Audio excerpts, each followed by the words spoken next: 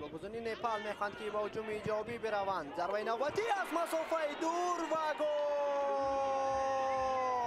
به نهایت گل زیبایی را حمله‌ور منتخب توپ 23 ساله نپال به هدف میرساند. بازیگر شماره 11 نیراجان دمی بیرون از جریمه‌گاه گل واقعا زیبایی را تسلیم توری دروازه سوریه کرد.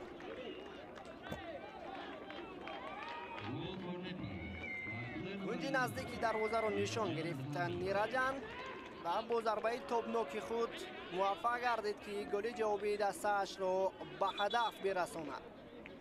البته دروازه‌بان سوریگی ها تا به آخر تلاش کرد که این ضربه را برگرداند ولی از دستش کار نآمد.